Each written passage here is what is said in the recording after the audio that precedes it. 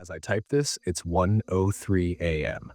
The only sounds I can hear are the soft hum of my laptop and the occasional creaks of this old house settling. But even now, my hands are trembling. My heart hasn't stopped racing since it happened. Let me rewind. I've been staying with my grandmother for the past few weeks. She's been alone ever since my grandfather passed away 3 years ago. They built this house together a long time ago, on the outskirts of the city, deep into the kind of rural landscape where cell service dies and neighbors are a luxury. It's a good 2-hour drive to the nearest town. Most people don't even know this place exists unless they're from here. My parents offered to have her move in with us more than once, but she refused every time. She's one of those people who believes in finishing life where it began. This house is where she plans to die, just like my grandfather. During the day, the property actually looks kind of peaceful. There's a wide porch with creaky floorboards, wildflowers growing along the fence, and the sun always seems to hit the backwoods just right. But once the sun dips below the tree line, this place transforms. There are no nearby streetlights, no headlights passing by, nothing. The dark out here isn't like city dark, it's suffocating. The only light we have is a flickering utility pole across the gravel driveway and the motion sensor floodlights mounted near the living room windows. Tonight, my grandmother had already gone to bed around 10. As she always does, she shut off all the exterior lights, said they attract bugs and other things. I didn't ask what she meant by that. I couldn't sleep. Typical for me lately. College stress, noisy thoughts, whatever. So I stayed up in the living room, trying to catch up on a few assignments. The only glow came from my laptop screen, casting soft blue light across the coffee table. The rest of the room was dark, silent, too silent. Even the wind outside had stopped, the kind of silence that feels unnatural. That's when I heard it. A slow, deliberate scrape, like something dragging its nails or claws against the metal mesh of the screen door. Not fast or frantic, controlled, testing. At first I thought maybe it was the wind, but there was no wind. Then I thought, branches? But we don't have trees near the porch. Nothing that would reach the door. No bushes either. I know this because I swept that porch earlier in the day. The sound came again, a low, grinding press against the door followed by a faint thud, as if something heavy had leaned into it, and then it just stayed there. I froze.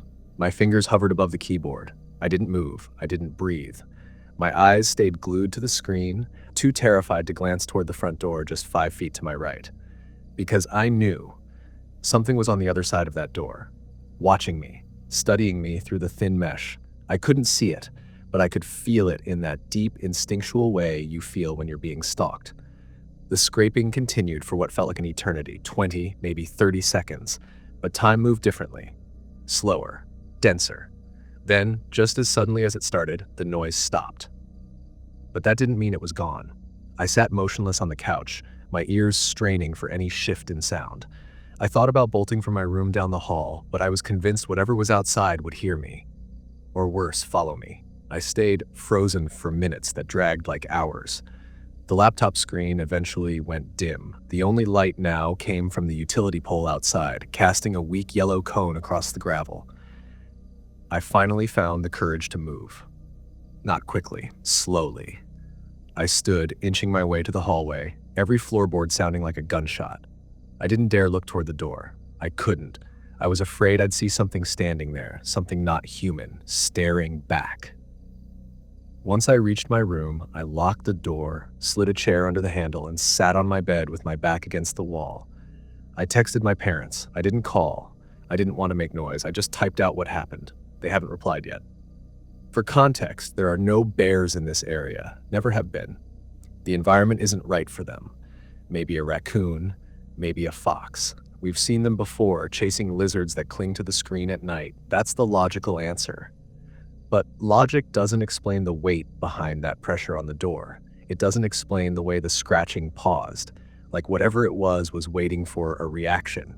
It doesn't explain the overwhelming feeling that it knew I was there, and that it wanted me to know it was there too. I haven't turned the lights back on. I haven't looked out the window. I don't want to know what's out there. All I know is I'm not alone tonight, and whatever came to the door, it wasn't looking for lizards.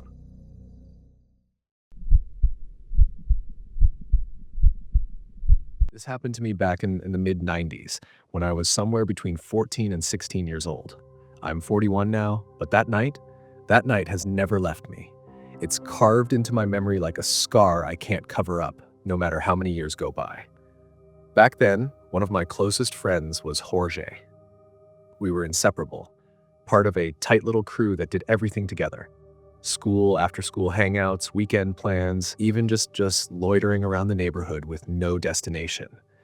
It was one of those friendships where your friend's mom felt like your second mom, and their house felt like an extension of your own. Around that time, Jorge's mom had finally gotten out of the apartment life. She just bought a house, her first, and she was absolutely thrilled.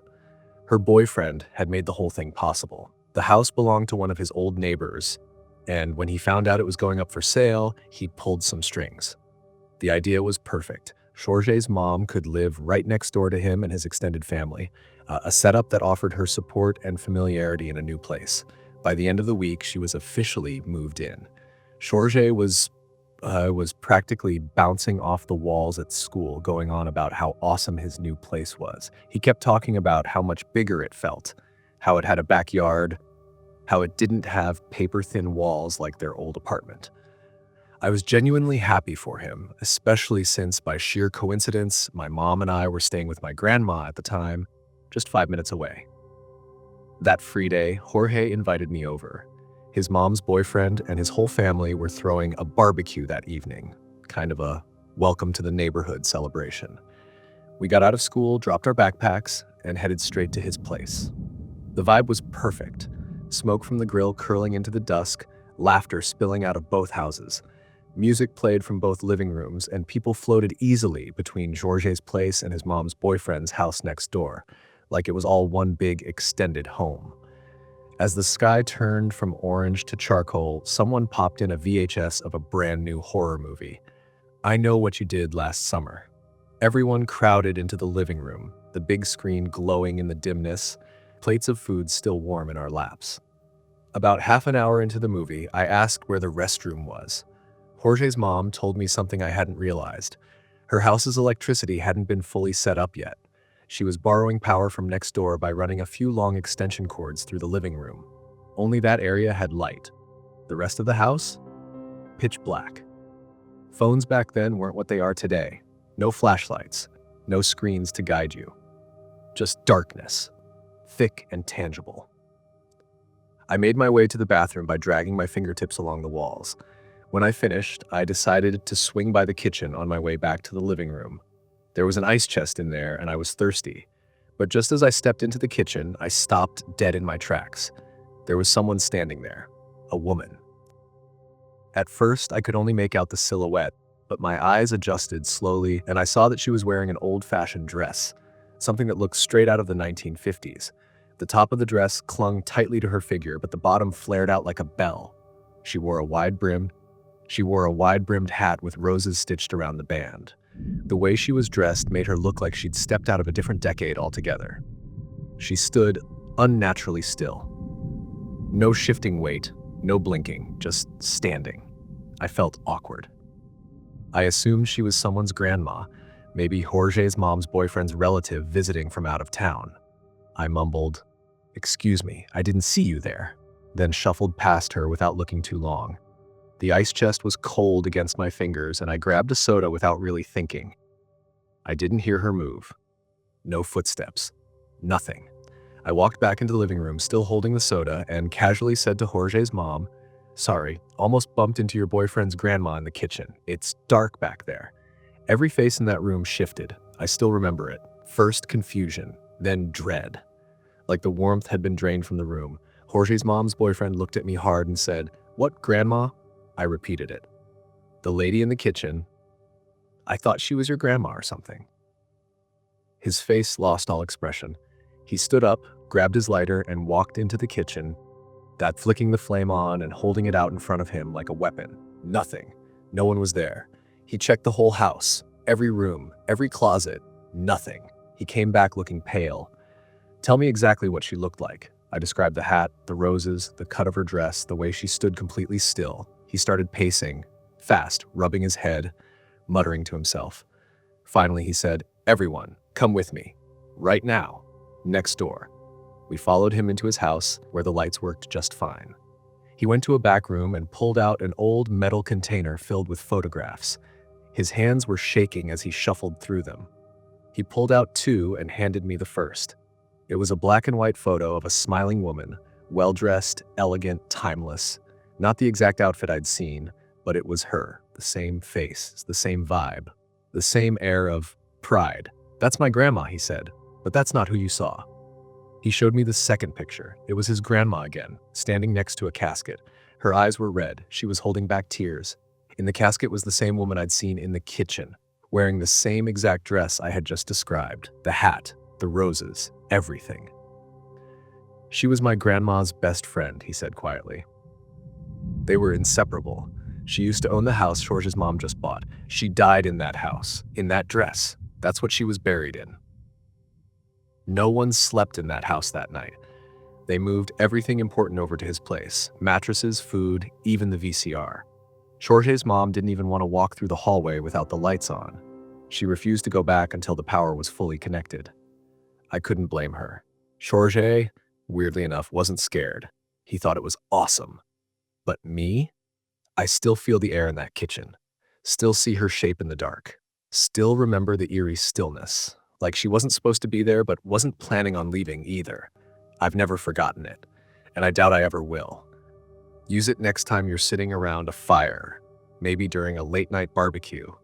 But if you ever find yourself in an unfamiliar kitchen and you see a woman in a rose-covered hat standing too still, don't assume she belongs there. This happened a few months back, sometime between December and January. I don't remember the exact date, maybe because part of me doesn't want to. I was 17 at the time, about 5'4", and working part-time at a children's play area in the city. The place was always filled with bright colors, high-pitched laughter, and confetti-stained floors. It was the kind of job that left you tired but smiling. I usually hosted birthday parties, and it never once felt like the kind of place that could be followed by something wrong. That Sunday had been especially draining. A double booking, back-to-back screaming toddlers, and the kind of sticky, leftover cake mess that seeps into your shoes. I was on close-down duty, which meant I left well after the last child was picked up, around 7:30 p.m. Now, here's where it started to go sideways. I live in a small town, but the job's in the city. Normally, I'd catch a bus, but it was Sunday. Public transport slows to a crawl and then just dies after a certain time. Taxis were out of the question. Student life doesn't afford the luxury of spontaneous 20-pound cab rides. So I decided to walk to my friend's flat, where I was staying for the night. The walk was long, about an hour and 10 minutes according to Google Maps. Not ideal when you've been on your feet for 8 hours straight. Worse, I'd forgotten my coat at work. It was below freezing, and I was in just my hoodie. My phone battery was sitting at 20%. I remember shivering so hard I couldn't even hold the phone steady at times. The screen lit my face in the otherwise pitch-black streets. Most of the city was asleep already. Halfway there, things got off. I was walking down this long, narrow road. No traffic, no lights except for one flickering street lamp near the far end. My steps echoed louder than they should have. I had earbuds in, but the music had long stopped playing. Maybe out of habit, maybe out of paranoia, I'd left them in anyway. At one point, I stopped to check the map, just making sure I hadn't passed the left turn I needed to take. That's when I saw him. Across the street, maybe 20 feet ahead of me, there was a man. Average height, maybe 5'9", early 20s.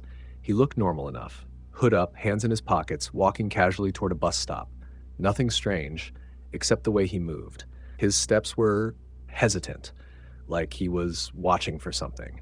He reached the bus stop and stood completely still. Didn't pull out his phone, didn't glance at the arrival times, just stood there, perfectly motionless. I glanced at him once, then forced myself to look away and keep walking. I've always been a little nervous walking at night, especially in isolated areas. I told myself it was nothing, probably just someone waiting for a friend or catching the last bus, but something in me didn't buy it. As I passed him, I could feel his eyes. You know that sensation when you just know someone's staring at you. I didn't look, didn't say anything, just picked up my pace slightly and turned the corner. And the second I turned that corner, my body reacted before my brain did. I started running, no sound, no warning, just a violent, primal urgency in my chest. I couldn't explain it. It was like something buried deep in my instincts screamed, "You're being hunted." I didn't just jog, I sprinted. For nearly 3 solid minutes, my lungs burned. The cold air sliced through my throat like glass. My legs felt like they were giving out, but I didn't stop. I couldn't. When I finally dared to slow down, I turned around. And there he was, at the far end of the street, the same man, now speed walking in my direction. Head low, hands still buried in his pockets. He wasn't yelling. He wasn't calling after me, just walking fast as if he knew where I was going and was on a timer.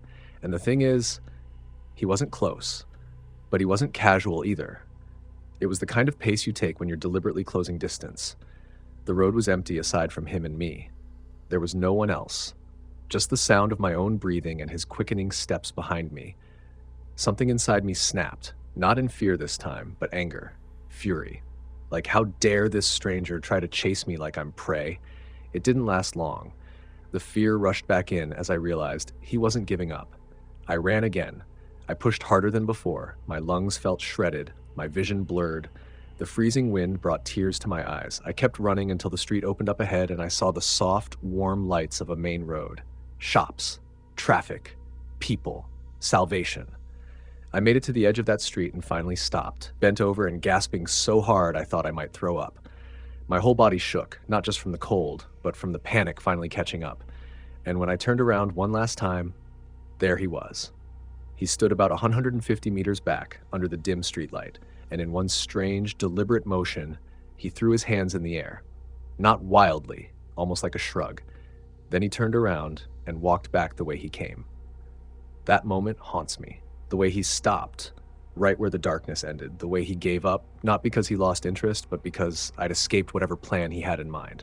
And the creepiest part, that man had been standing at a bus stop. But I remembered later, buses don't run past 7 on Sundays. He wasn't waiting for a ride. He was waiting for someone to walk by. He was waiting for me. And to this day, every time I walk alone at night, I can't help but think, what if I hadn't run?